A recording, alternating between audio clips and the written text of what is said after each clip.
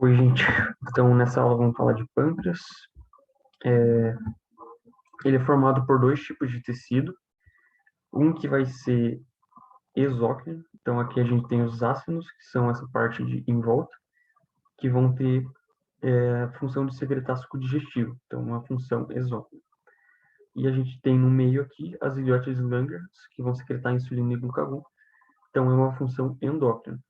Elas vão secretar na corrente sanguínea. Então, a gente vai focar a nossa atenção aqui. Essas ilhotas de Langerhans, elas têm três tipos de células: 60% são células beta, que vão produzir insulina e amilina, e 25% são as células alfa, que secretam glucagon, 10% célula delta, que secreta somatostatina. Qual que é a estrutura da insulina? Então, a gente vai ter uma formação de um RNA mensageiro, que vai formar a pré-insulina, e essa pré-insulina é crivada em pró-insulina. A pró-insulina é essa estrutura que a gente vê aqui. Então, ela é formada por uma cadeia A, que se liga numa cadeia C, que se liga numa cadeia B. E essas cadeias A e B, que não estão em contato direto aqui na cadeia principal, elas estão ligadas entre si por pontos de sulfeto. A proinsulina ela vai passar por uma clivagem em dois pontos. Então, aqui vai ter uma quebra, onde tem a ligação da cadeia A com a C, e aqui vai ter outra quebra, onde tem a ligação da B com a C. Então, a cadeia C vai acabar sendo liberada sozinha, e é chamada de peptídeo C. E a cadeia A e a cadeia B ficam juntas por essas pontes de sulfeto e formam a insulina. A importância do peptídeo C. A gente pode dosar ele no sangue para saber a quantidade de insulina que um paciente está produzindo. Então, como é 1 para 1, então se a gente produz um peptídeo C, vai produzir uma insulina. Se a gente mede no sangue a quantidade de peptídeo C, ele vai refletir a quantidade de insulina. Por que a gente não mede direto a insulina? Porque o paciente que tem diabetes, ele está tomando remédio que vai aumentar essa produção de insulina e ele vai estar tomando insulina também. Então, não tem como medir a insulina porque ela não vai refletir o quanto que o corpo está produzindo. Então, a gente mede o peptídeo C e daí ele vai refletir essa produção endógena da insulina. Receptores de insulina. Então, as células beta ali do pâncreas produziram insulina, mandaram ela para a corrente sanguínea. Como que ela vai agir nas células? Ela vai se ligar no receptor que tem nas membranas. Esse receptor é formado por 4 subunidades, 2 alfas que estão aqui na parte de fora da membrana e 2 betas que estão no meio da membrana.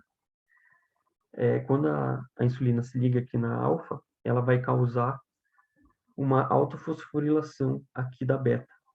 E essa beta vai ativar a tirosina quinase, que vai fazer a ativação desses substratos dos receptores de insulina, chamados de IRS.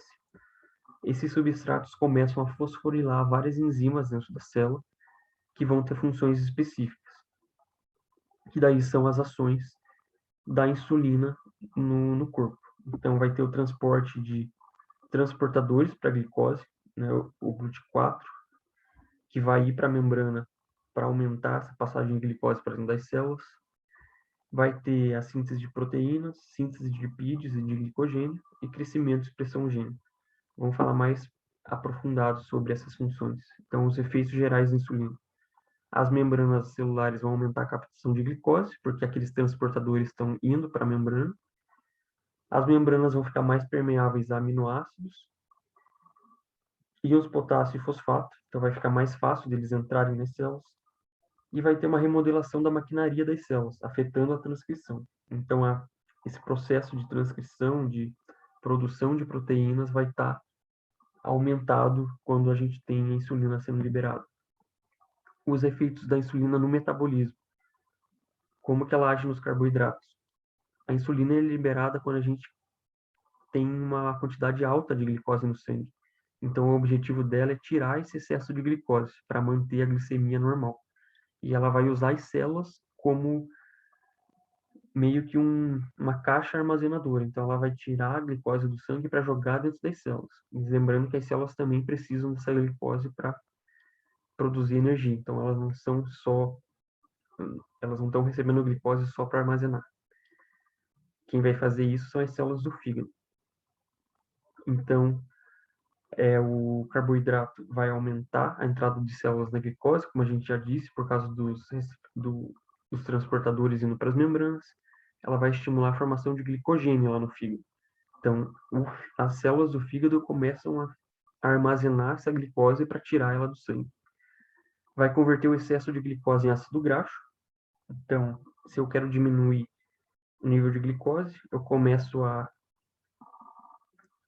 converter ele em ácido graxo, por isso que dietas muito ricas em carboidrato acabam gerando uma maior produção de ácido graxo e uma maior produção de triglicerídeos. Então, a pessoa começa a produzir mais gordura quando ela come mais carboidrato. E ele vai diminuir a gliconeogênese. A gliconeogênese é a formação de açúcar novo no corpo. Então, eu já tenho excesso de glicose, eu não preciso de mais. Ele vai começar a inibir essa formação de glicose. Os efeitos do metabolismo de lipídios. Ele vai começar a poupar a utilização de gorduras para produzir energia, porque ele quer que a glicose seja usada como fonte de energia. Então, ele inibe a lipólise e começa a aumentar o estímulo para que haja armazenamento de gordura no corpo. Então, o tecido adiposo começa a aumentar. E ele vai converter o excesso de glicose em ácido graxo, como eu já tinha falado. O feito no metabolismo das proteínas. Ele vai estimular a ida de aminoácidos para dentro das células. Lembra que ele aumenta a transcrição e tradução. Então, para a gente fazer esse processo de produção de proteína, a gente precisa de aminoácidos. Então, ele vai estimular a ida de aminoácidos para dentro das células.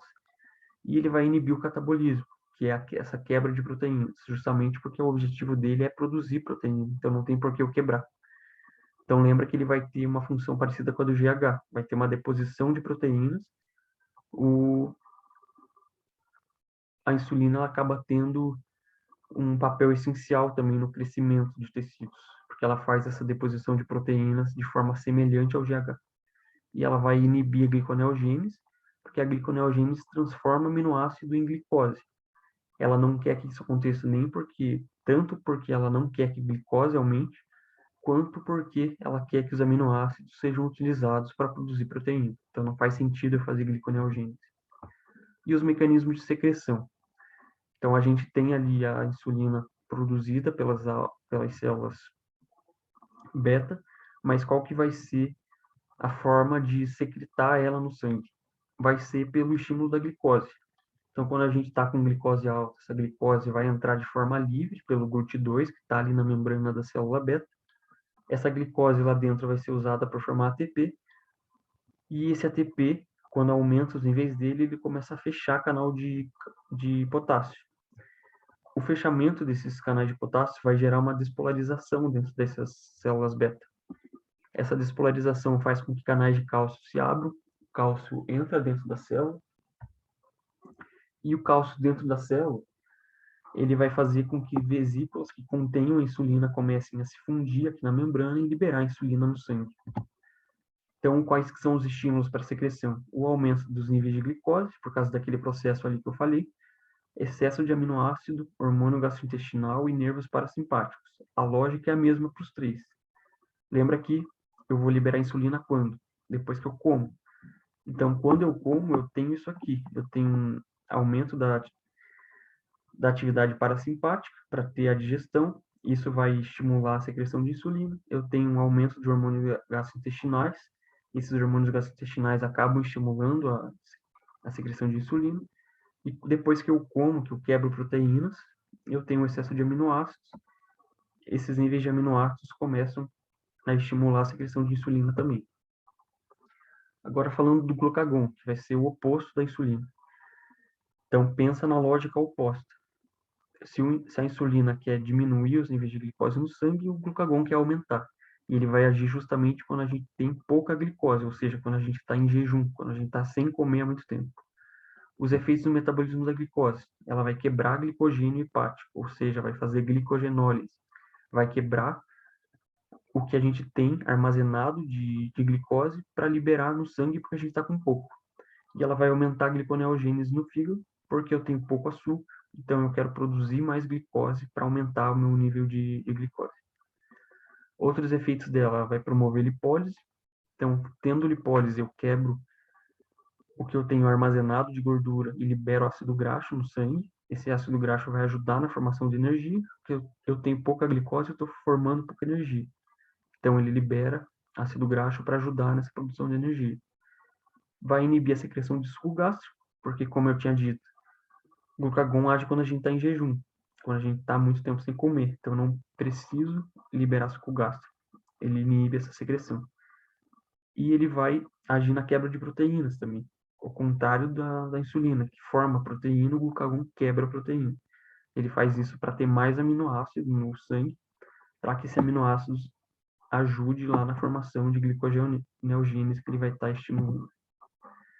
A regulação da secreção da insulina vai ocorrer, como eu disse, por os efeitos opostos ao da insulina. Então, quando eu tenho baixo nível de glicose, quando eu faço exercício físico, porque quando eu faço exercício físico eu preciso de mais energia, preciso produzir mais ATP, então o glucagon vai aumentar os meus níveis de glicose no sangue.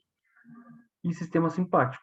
Se o sistema parasimpático estimula a liberação de insulina, o simpático vai ativar a liberação de glucagon. O simpático fica ativado quando a gente está em estresse, quando a gente está em trauma, em situações de perigo. Então, a gente precisa aumentar a concentração de glicose no sangue. Então, o simpático faz sentido, né? Ele liberar glucagon para ajudar a aumentar os meus níveis de glicose.